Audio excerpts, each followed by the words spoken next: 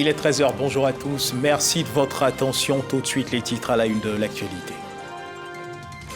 Les 46 militaires ivoiriens arrêtés le 10 juillet 2022 à l'aéroport de Bamako au Mali et condamnés par la justice malienne puis graciés ont regagné Abidjan hier samedi après leur libération la veille. Ils ont été accueillis à leur descente d'avion par le président de la République Alassane Ouattara, chef suprême des armées, qui avait à ses côtés plusieurs personnalités ainsi que la haute hiérarchie militaire.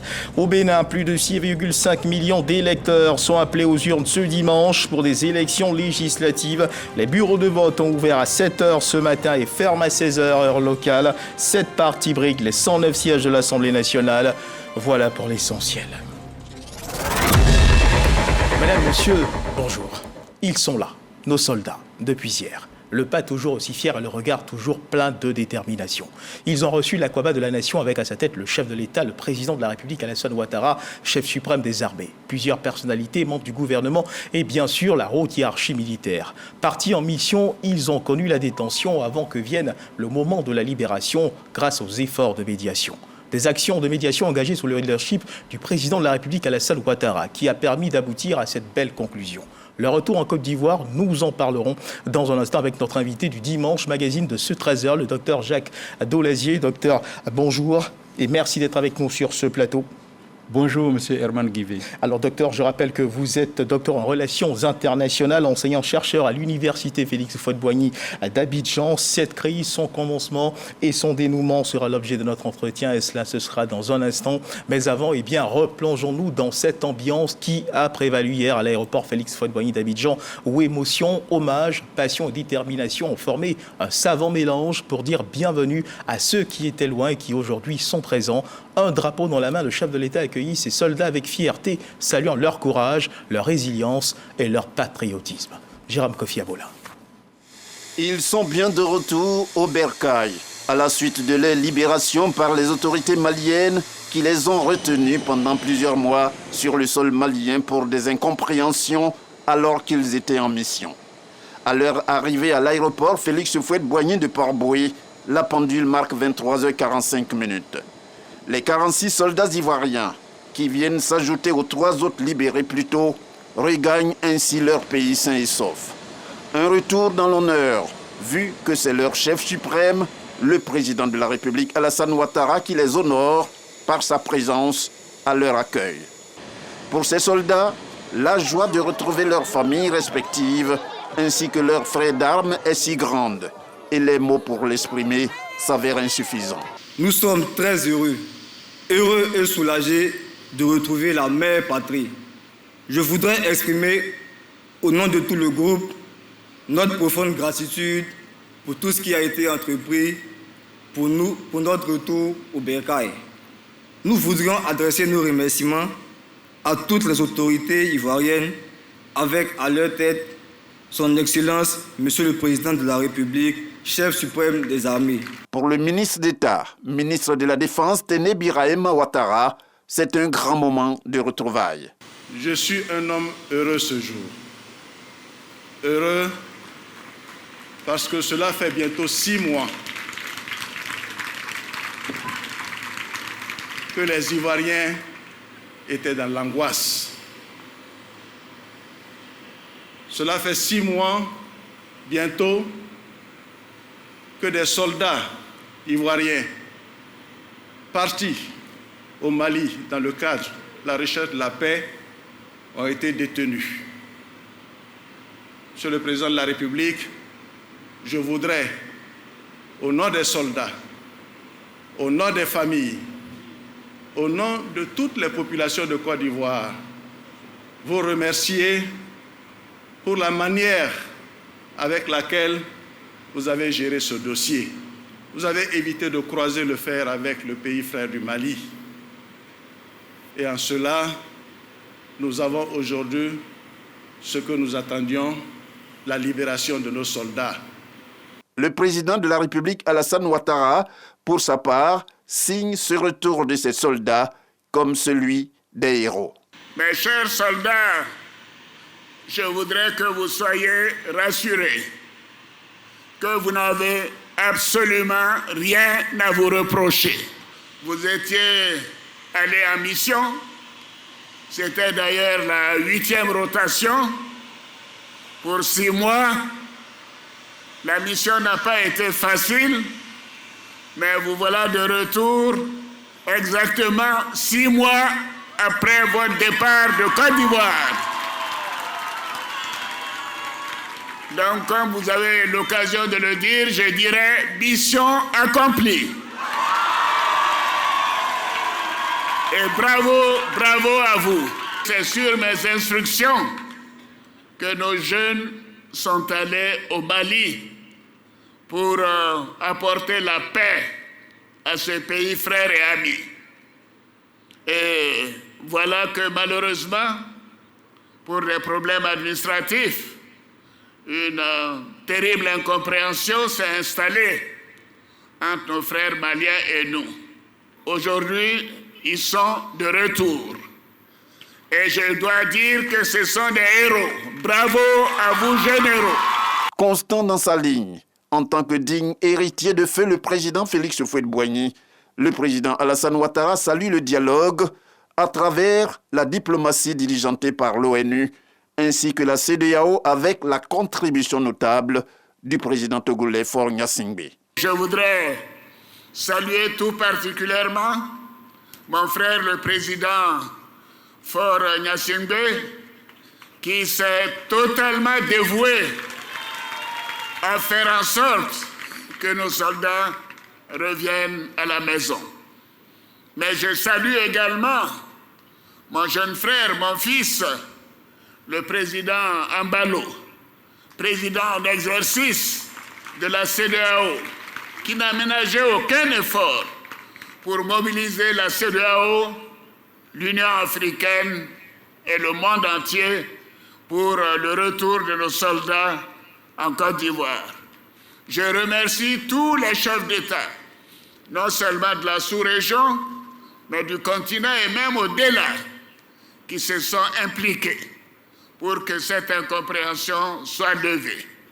Je salue bien évidemment le secrétaire général des Nations Unies, qui s'est intéressé au cas de nos soldats et qui a apporté les clarifications nécessaires. Mais voyez-vous, quelles que soient les incompréhensions, les frères arrivent toujours à se comprendre et à se retrouver. Et c'est ce qui s'est passé avec nos frères maliens. En terminant, le président Alassane Ouattara indique que sans dialogue, il n'y a pas de paix. Sans paix, il n'y a pas de développement. Et le développement, pour lui, passe par l'entente parfaite entre les différents États, conformément à la promotion de la coopération qui les lie fortement. Reportage de Jérôme Kofi Abolin, justement, suite à ce retour des soldats ivoiriens en Côte d'Ivoire, le président Alassane Ouattara reçoit les félicitations du secrétaire général des Nations Unies, Antonio Guterres, qui dit, et je cite, « Je félicite le président ivoirien Alassane Ouattara pour le leadership dont il a fait preuve, de l'esprit conciliant, de dialogue et de recherche permanent de la paix durant cette crise. » Hier samedi, dans la soirée depuis l'aéroport Félix Houphouët-Boigny d'Abidjan, vous avez pu suivre en direct sur RTI1 l'arrivée des soldats ivoiriens. Nos reporters Abou Sanogo Iskone et Zakaria Traoré qui s'y trouvaient, nous plongent à nouveau à présent dans l'ambiance qui a prévalu à l'aéroport à cette occasion, ambiance festive, liesse populaire, moment de retrouvailles. Nos 46 soldats ont à nouveau goûté à la chaleur de l'étreinte familiale, parents, frères d'armes, tous étaient heureux de retrouver un époux, un fils, un frère, un père. Reportage. L'atmosphère était détendue à l'aéroport Félix Houphouët-Boigny d'Abidjan. Du beau monde aux portes de l'enceinte du pavillon présidentiel. Le moment est festif. Et ils sont venus depuis 16 heures accueillir les 46 soldats de l'armée ivoirienne qui étaient maintenus au Mali depuis le dimanche 10 juillet 2022, alors qu'ils étaient en mission de paix.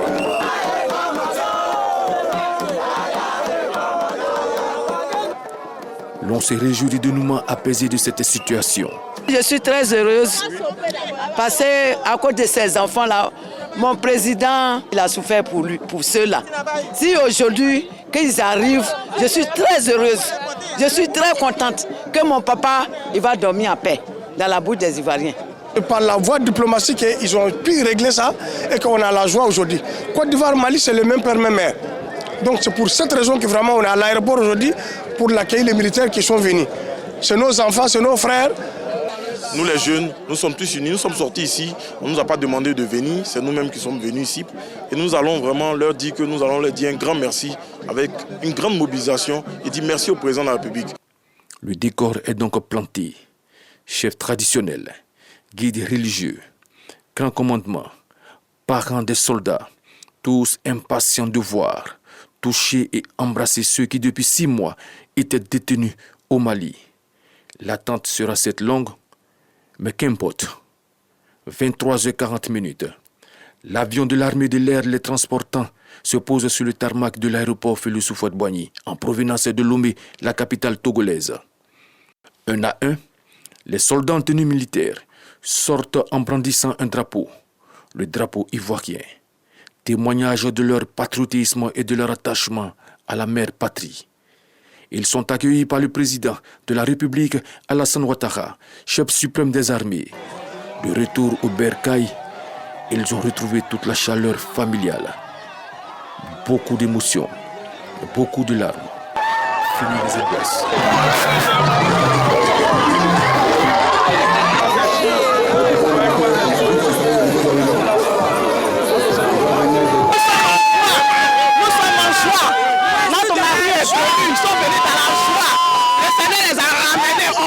Merci le président pour tout le combat qu'ils ont fait, pour que nos parents puissent en Côte d'Ivoire. Merci vraiment au président Alassane Ouattara. Vraiment, les mots me manquent pour lui dire merci.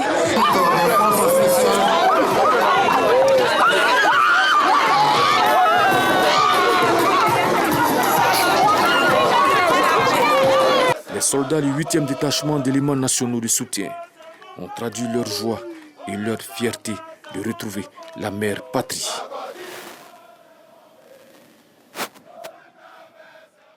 Voilà, beaucoup de joie et d'émotion des familles de ces soldats. Je vous invite à présent à suivre quelques réactions recueillies sur place par nos reporters. Nous sommes d'autant plus heureux que nos enfants sont revenus sains et saufs. Nous avons la chance d'avoir le président Alassane Ouattara comme président de la République parce que sa sagesse, qui est celle des grands hommes, sa patience et son intelligence ont permis de mettre tout le monde d'accord pour indiquer que le peuple malien et le peuple ivoirien font un seul peuple. Nous sommes heureux de recevoir donc nos 46 autres soldats en terre ivoirienne et saluer donc la diplomatie payante du président Alassane Ouattara. Voilà, ils viennent d'arriver. Et c'est une joie populaire d'abord pour les familles. Et surtout, on ne tire pas un grand chapeau à un président de la République, lui dire merci dans sa valeur de savoir négocier avec les frères au moment opportun. Ce genre de situation aurait pu facilement dégénérer, mais le président Alassane Ouattara est resté du haut de son piédestal dans la mêlée des grands hommes, comme le président Félix Houphouët-Boigny. Donc nous, la jeunesse de Côte d'Ivoire, nous ne pouvons qu'être fiers de lui. Et je pense qu'il doit être célébré. À même les 49 soldats, ils doivent être célébrés, à même le président de la République. Ils doivent être célébrés pour la Côte d'Ivoire, ils doivent être célébrés pour l'unité africaine. Nous, jeunes Ivoiriens, c'est plus qu'un honneur pour nous d'être ici à l'aéroport international Félix Houphouët-Boigny pour témoigner au président Alassane Ouattara et à nos forces de défense et de sécurité que nous sommes avec eux. On a fait confiance au président. Le président ne nous a pas déçus. Nous sommes très fiers du président et de ses collaborateurs. On attend ça depuis très longtemps, nous attendons ça. Mais nous savons, nous avons confiance à notre président. Parce qu'on était sûr que de par sa sagesse, un jour nos enfants seront libérés. Donc nous lui rendons gloire, longue vie à lui. Beaucoup de succès, beaucoup de courage, surtout la santé. À la libération de ces soldats détenus au Mali, les Ivoiriens ont exprimé leur soulagement. Joie également exprimée sur les réseaux sociaux. Dès l'annonce du retour de ces soldats, on a pu sentir de la joie au sein des populations. Dans les rues d'Abidjan, la capitale économique, ces Ivoiriens se sont prononcés au micro de nos reporters Wilfried Coy et Serge Coléa. À la une de la presse ivoirienne du samedi 7 janvier, une information partagée par la plupart des quotidiens. Il s'agit de la mesure de grâce en faveur des 49 soldats ivoiriens emprisonnés au Mali depuis le 10 juillet 2022. Tous bénéficient d'une grâce à l'issue d'une diplomatie gagnante du président de la République, Alassane Ouattara. Il ne pouvait pas avoir meilleure façon de traiter ces problèmes-là. Nous sommes des pays frontaliers. Nous sommes obligés de vivre ensemble. Cela, mais on ne peut qu'être heureux et saluer vraiment la bravoure et tout ce qui est comme travail que le président de la République a pu bien faire pour que cela puisse se produire. J'ai fait confiance au président Alassane Ouattara, que le président de tous les Ivoiriens, qui est pétri d'une sagesse. C'est le vrai héritier du Houphouët-Boigny. C'est un soulagement parce que passer des mois sans voir leur famille, ça a été vraiment un moment de tristesse. Aujourd'hui, ça sera vraiment un événement très heureux. Les 46 soldats arrivent à l'aéroport international Félix Houphouët-Boigny dans la soirée du samedi 7 janvier. Pour réserver un accueil chaleureux à ces militaires, les jeunes se sont organisés depuis la matinée. Nos soldats reviennent de manière diplomatique en Côte d'Ivoire. Et nous avons fait confiance au président Alassane Ouattara. C'est un grand monsieur et je pense que très bientôt, la jeunesse ivoirienne, l'Alliance de la jeunesse ivoirienne rendra des hommages dignes au président Alassane Ouattara pour sa sagesse et pour sa clairvoyance. Le soulagement des Ivoiriens s'exprime également dans les ménages. Je suis contente, c'est des pères de famille qui sont partis, qui ont été détenus là-bas. En tout cas, c'est un plaisir pour moi d'apprendre cette nouvelle-là parce que c'est pas facile. C'est pas facile pour les familles de voir que leurs parents sont emprisonnés quelque part. Tu es là, tu es angoissé depuis des mois. Un sentiment de joie parce que c'était très difficile pour les différentes familles. En tout cas, je suis vraiment content qu'on puisse libérer tous ces soldats-là. L'affaire des 49 soldats ivoiriens arrêtés au Mali connaît un dénouement heureux. Tout a été mis en œuvre par le président Alassane Ouattara pour que ces enfants de la Côte d'Ivoire retrouvent la mère patrie sains et saufs. Les soldats ivoiriens de retour dans leur pays, il aura fallu plusieurs mois de négociations, de diplomatie entre la Côte d'Ivoire et le Mali pour aboutir à un tel résultat. Toutes les deux parties ont fait confiance à la médiation togolaise conduite par le président Faure Gnassingbé qui n'a ménagé aucun effort pour un dénouement pareil. Notre reporter Mahama Traoré s'est allé à la rencontre des experts pour comprendre justement le choix de l'État ivoirien de régler cette crise par le seul moyen de la diplomatie. Reportage. Enfin, un dénouement. Plus de soldats ivoiriens détenus au Mali. La médiation togolaise, appuyée par celle de la CEDEAO et de l'ONU, a fini par concilier les positions ivoiriennes et maliennes dans cette affaire de 46 militaires ivoiriens détenus à Bamako depuis le 10 juillet dernier. Depuis la survenue de cet incident, une attitude aura caractérisé la partie ivoirienne. Quoique réclamant la libération de ces soldats, l'exécutif ivoirien et son chef, le président Alassane Ouattara, ont choisi de privilégier la voie de la diplomatie et du dialogue. Le premier moyen d'échange entre deux États, c'est la diplomatie. Voilà, c'est quand la diplomatie échoue que généralement d'autres États ont affaire à d'autres moyens. Mais bon, le Mali et la Côte d'Ivoire n'avaient pas vraiment besoin d'en arriver à d'autres moyens. La diplomatie était le meilleur moyen.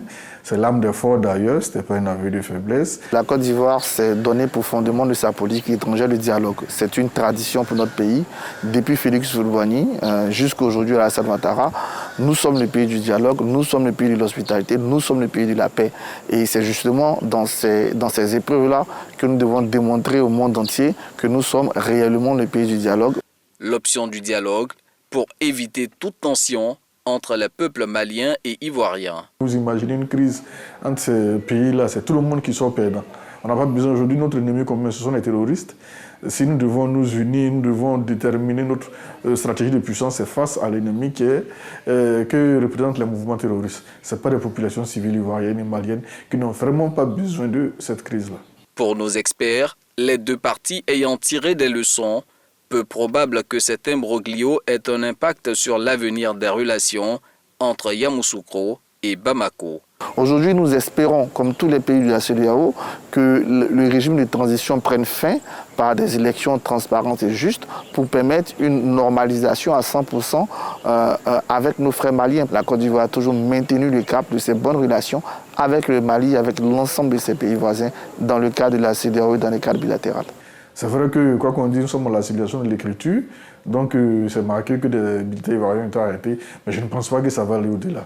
À leur arrestation, le 10 juillet dernier, les soldats ivoiriens étaient au nombre de 49. Les 3 femmes du contingent ont été libérées plus tôt en septembre dernier pour des raisons humanitaires. Un autre fruit du dialogue et de la concertation permanente.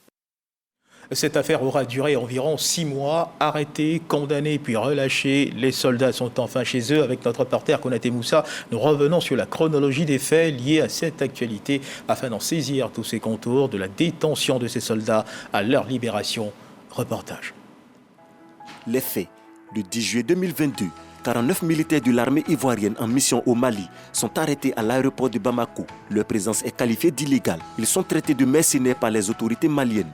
Pour les autorités ivoiriennes, les 49 soldats sont des militaires déployés au Mali en qualité de 8e détachement de l'élément de soutien national au sein de la MINUSMA. C'est le début d'un processus diplomatique engagé par l'État ivoirien pour leur libération. Le Togo est le pays choisi pour la médiation de cette crise ivoiro-malienne. Le 19 juillet, une délégation est conduite par le ministre des Affaires étrangères togolais. Aussi, plusieurs autres chefs d'État de la CEDEAO sont dépêchés auprès des autorités maliennes pour obtenir la libération des militaires ivoiriens.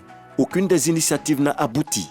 Après plusieurs tentatives, Bamako accepte de libérer les 3 femmes du contingent des 49 soldats ivoiriens incarcérés. Les 3 soldats sont accueillis à l'aéroport d'Abidjan le samedi 3 septembre. Un premier pas salué par tous les acteurs. Et les négociations devraient se poursuivre pour les 46 autres encore restés à Bamako. En marge de la 77e Assemblée générale de l'ONU à New York en septembre, les chefs d'État de la CEDEAO se sont réunis en sommet extraordinaire pour débattre, entre autres, de l'épineuse question des soldats ivoiriens retenus au Mali.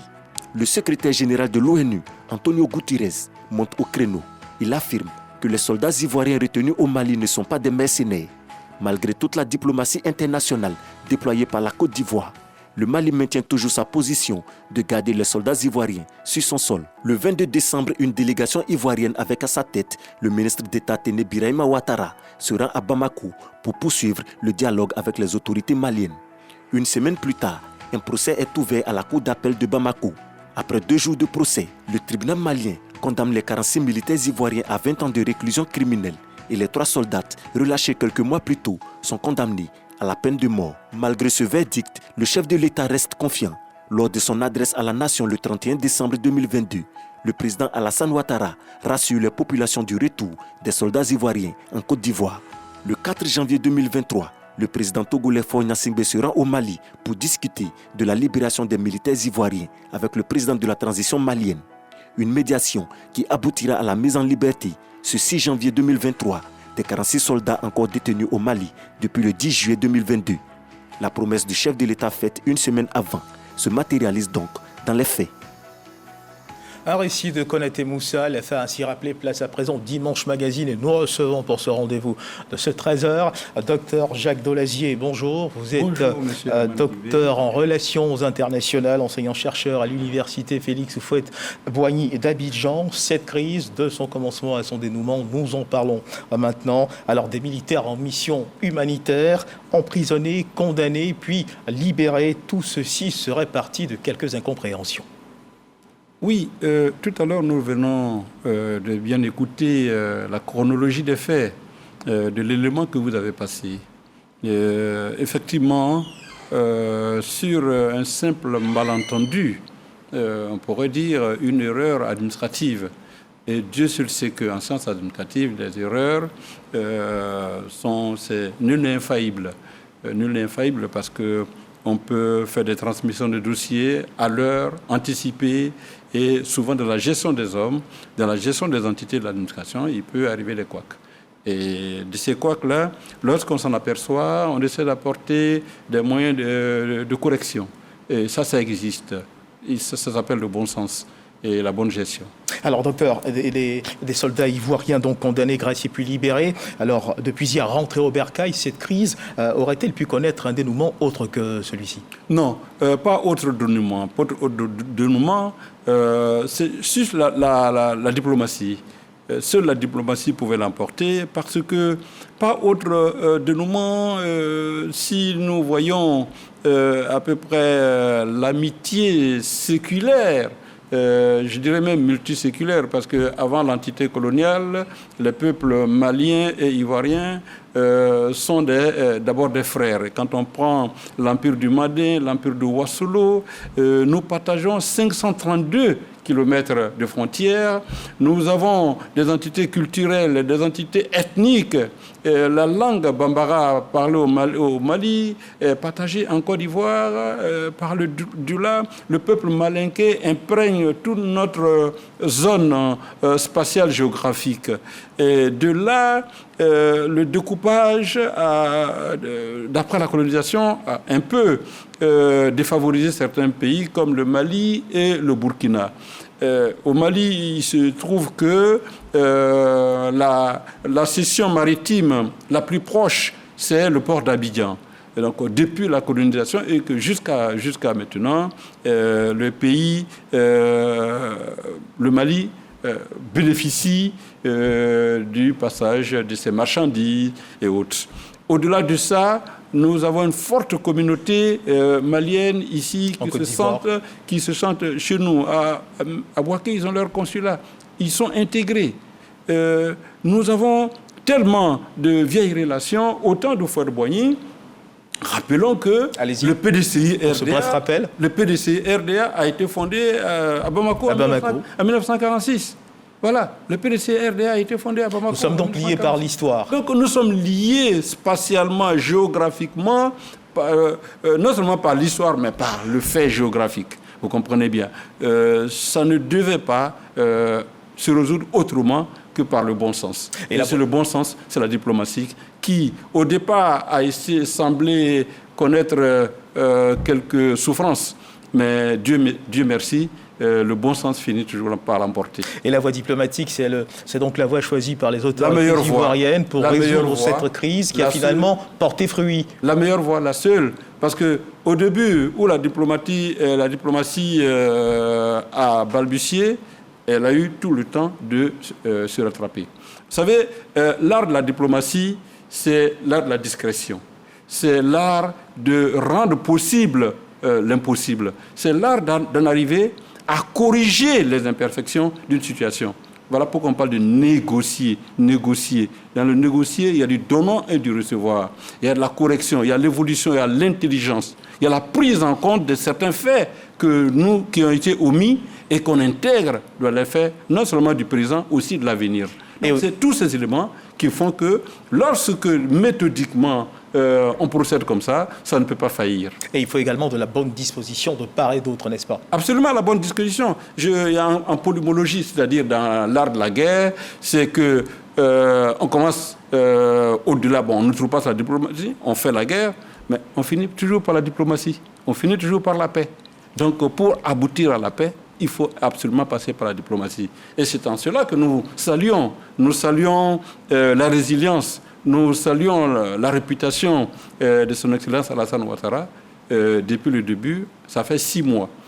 Voyez, ça nous a paru très long, les 6 mois. Mais hier, il a donné une précision à l'accueil à l'aéroport qui nous a semblé un peu très intéressante. Il dit, vous étiez parti pour 6 mois et vous êtes rentré en 6 mois. C'est cela. Vous voyez bien. Alors, quand on sait que depuis juillet, de juillet à janvier, ce qui s'est passé, pour le commun des mortels, ça nous a paru très long. Et encore, le pire, on lit dans le document que certains des 49 étaient à leur 3e rotation. C'est cela. Vous voyez le paradoxe. Oui, c'était la 3e rotation pour les mêmes missions, avec les mêmes ordres de mission.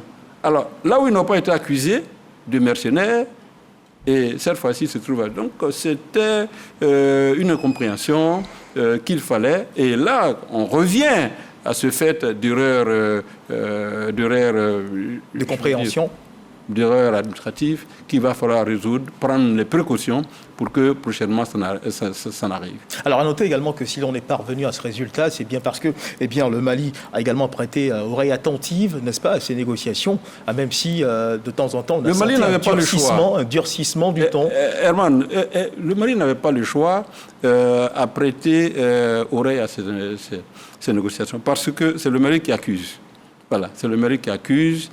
Et ils étaient sur le territoire malien, donc le Mali est acteur. Il n'avait pas le choix. Et encore de choix, il y a l'autre volet diplomatique, lorsque on entend le secrétaire général des Nations Unies, qui, dans le sens du multilatéralisme, est au sommet de la hiérarchie, qui, lui, avant de parler, consulte vraiment tous les experts et toutes les données pour en arriver à dire que non, que ce ne sont pas des mercenaires et que cette appellation n'était pas adaptée.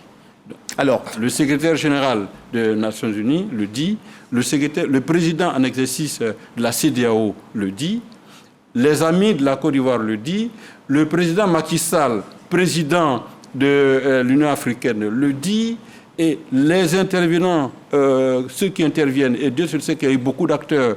Alors, c'est un fait qu'il faut révéler, c'est un fait qu'il faut tirer beaucoup de leçons.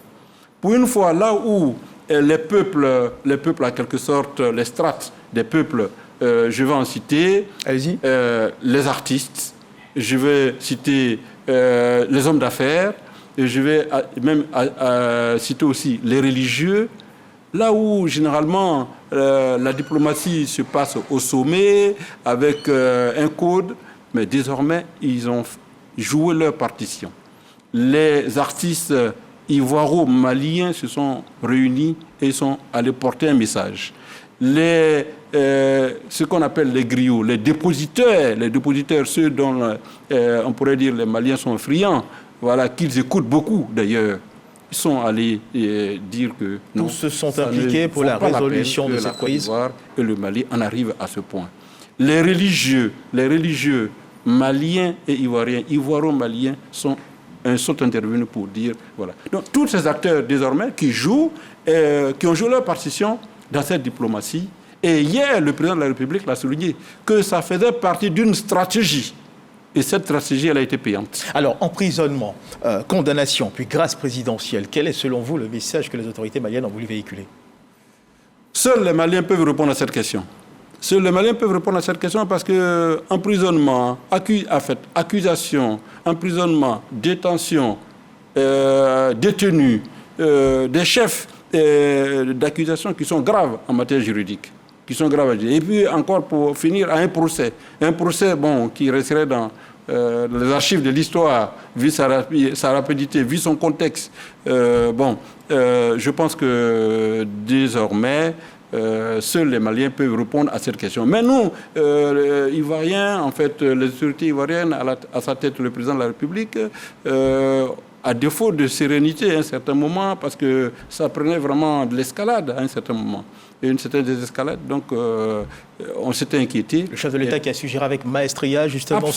Absolument. Bon, vous voyez qu'aujourd'hui, la politique est la chose de tous.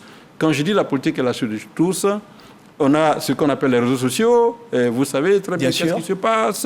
Il y a toutes les formes de manipulation. Tout le monde est journaliste, tout le monde est objecteur de conscience, tout le monde est donneur de leçons, tout le monde est inventeur, tout le monde... Ça, à un certain moment, même, moi je connais la famille d'un des détenus qui était là-bas.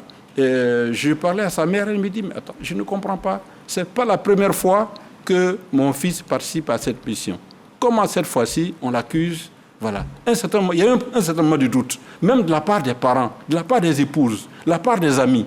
Donc, alors que la réalité était que, seuls les Maliens peuvent répondre. Et il faut noter également que les autorités, effectivement, il faut noter également que les autorités ivoiriennes ont toujours été aux côtés des familles de ces détenus pour les soutenir dans les moments les plus difficiles. Ça également, c'est à signifier. Oui, mais lorsqu'on part en mission, vous voyez, ils avaient des ordres de mission, et le président en a assumé la responsabilité. Il a dit que oui, je vous ai envoyé en mission. Vous êtes allé en mission au nord de la Côte d'Ivoire. Mais écoutez, quand on envoie des soldats ivoiriens au nord de la Côte d'Ivoire, ils vont en mission, la Côte d'Ivoire ne peut qu'assumer la responsabilité. Alors, c'est une obligation régalienne. Pour la résolution de cette crise, on a vu l'implication des Nations Unies, de beaucoup de chefs d'État. Alors, quel est le signal? Qu'est-ce que cela démontre? Non, c'est révélateur que la Côte d'Ivoire a beaucoup d'amis.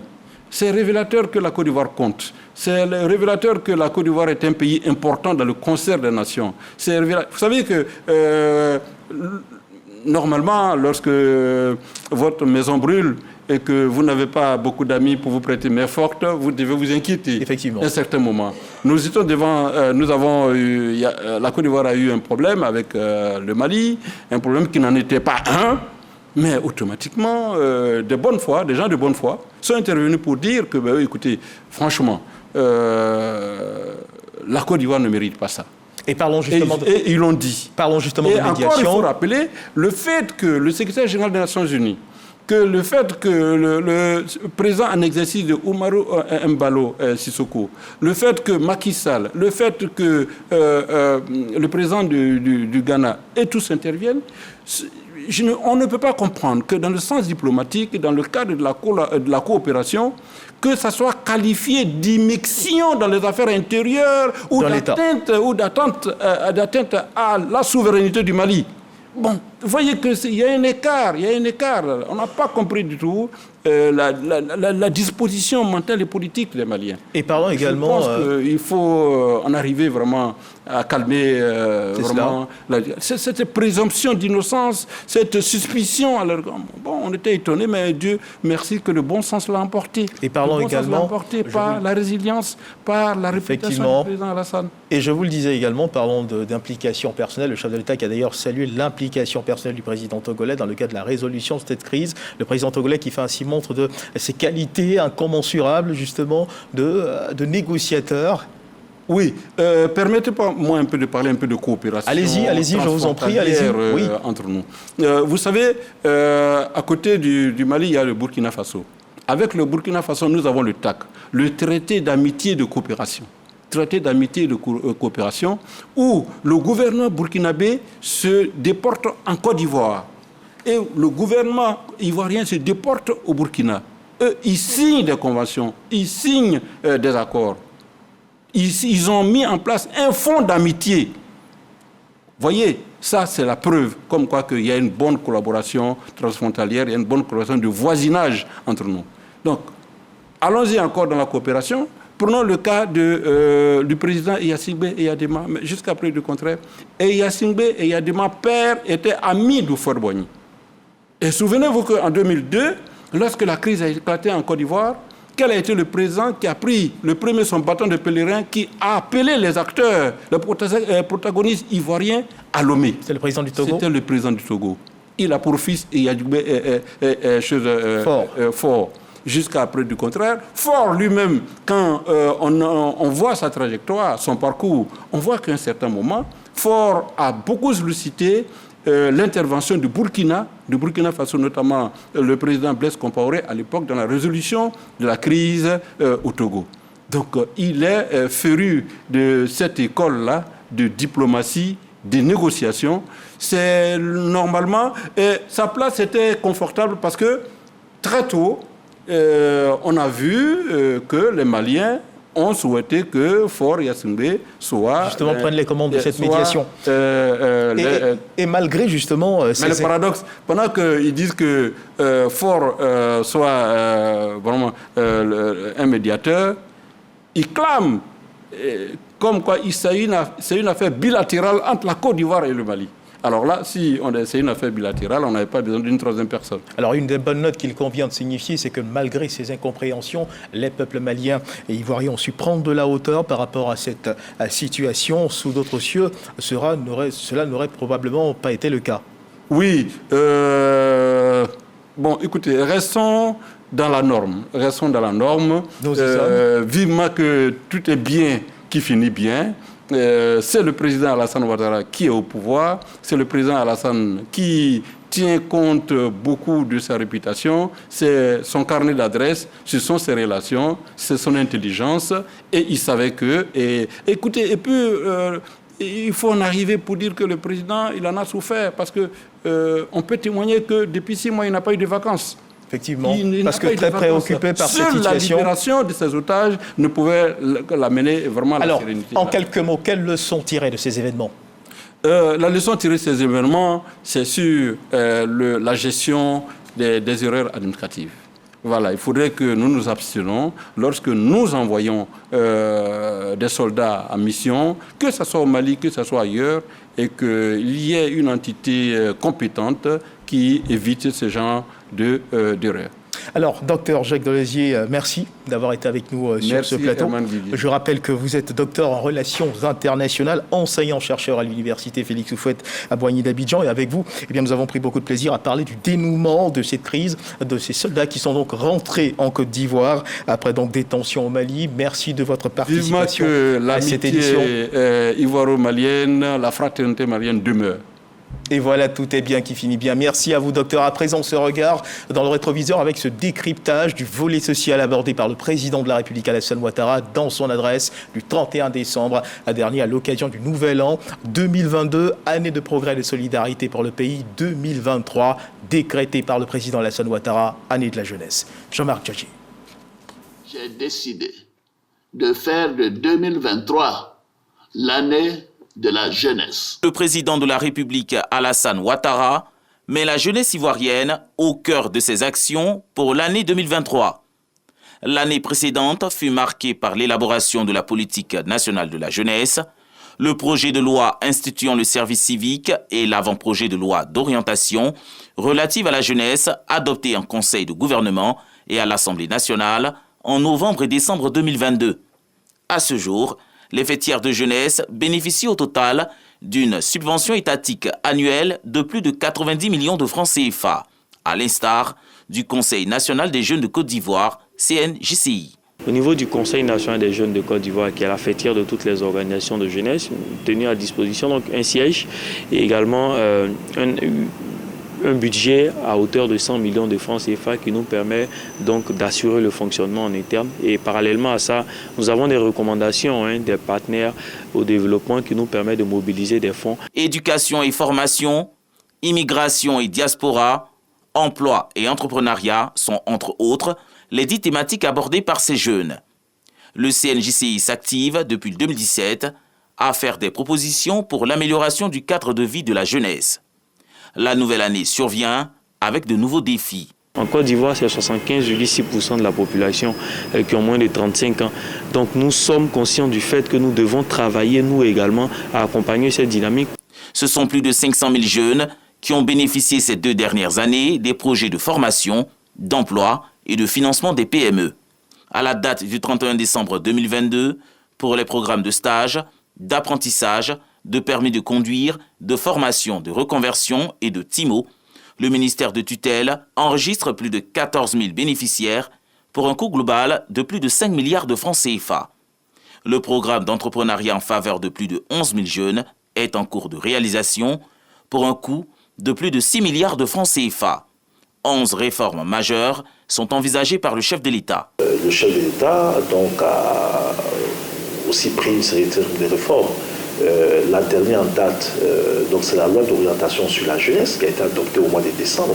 Et cette loi est une avancée sur les questions de jeunesse. D'abord au niveau du mouvement associatif jeune, et cette loi fait avancer les lois sur l'encadrement de jeunes. Ensuite, je pense qu'une des réformes les plus importantes, c'est la clause d'impact emploi jeune dans tous les projets qui se feront, tous les projets d'investissement.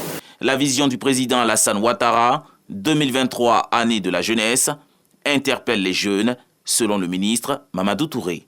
Autant le gouvernement se mobilisera avec tous ses partenaires, autant les jeunes devront se mobiliser. Le secteur privé, les ONG, tous devront se mobiliser.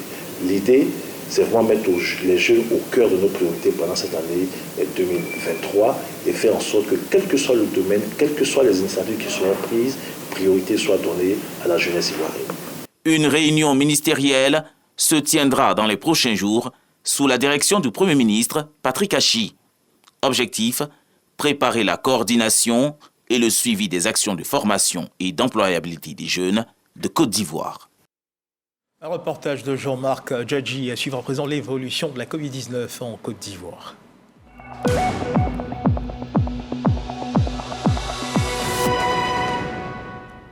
Le ministère de la Santé et de l'Hygiène publique de la couverture maladie universelle a enregistré hier samedi 7 janvier 2023 7 nouveaux cas de Covid-19 sur 406 échantillons prélevés, soit 1,7% de cas positifs, 3 guéris et 0 décès. À la date du 7 janvier 2023, la Côte d'Ivoire compte donc 87 957 cas confirmés, dont 87 113 personnes guéries, 833 décès et 13 cas actifs.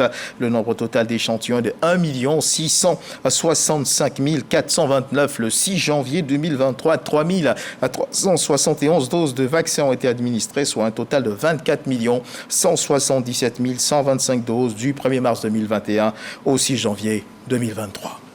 On parle à présent de sport. La grande famille du football ivoirien, représentée par les dirigeants de clubs, groupements d'intérêt ainsi que les journalistes, se sont retrouvés dans les jardins de la Fédération ivoirienne de football.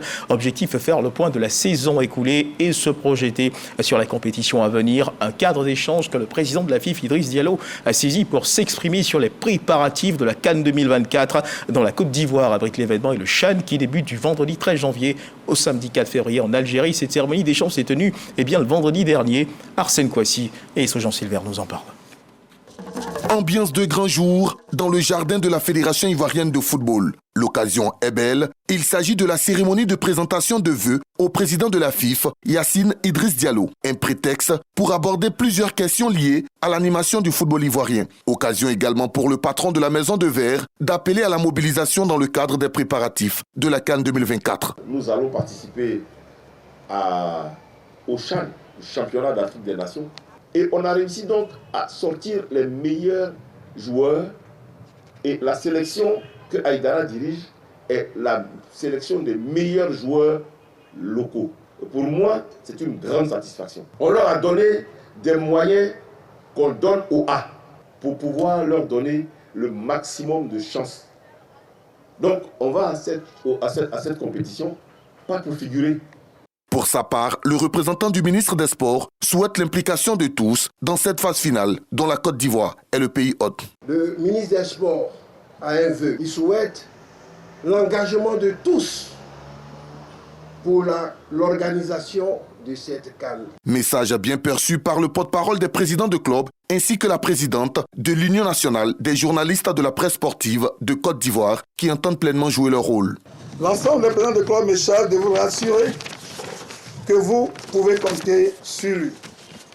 Et pour la réussite de l'organisation de la CAN, nous sommes à vos dispositions pour notre affaire dans notre pays. Nous sommes engagés à accompagner la Fédération ivoirienne de football dans toutes ses activités afin de pouvoir, bien sûr, au soir de cette Coupe d'Afrique des Nations, là, ici en Côte d'Ivoire, non seulement avoir organisé la plus grande compétition, mais aussi avoir remporté cette compétition. Mais bien avant d'abriter la CAN 2023 reportée en 2024, la Côte d'Ivoire prendra part au championnat d'Afrique des Nations, le CHAN, qui débute du 13 janvier au 4 février en Algérie.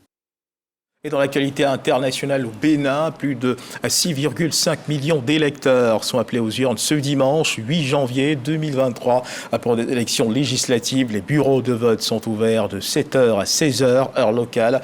7 partis briques les 109 sièges de l'Assemblée nationale dans les 24 circonscriptions électorales du pays.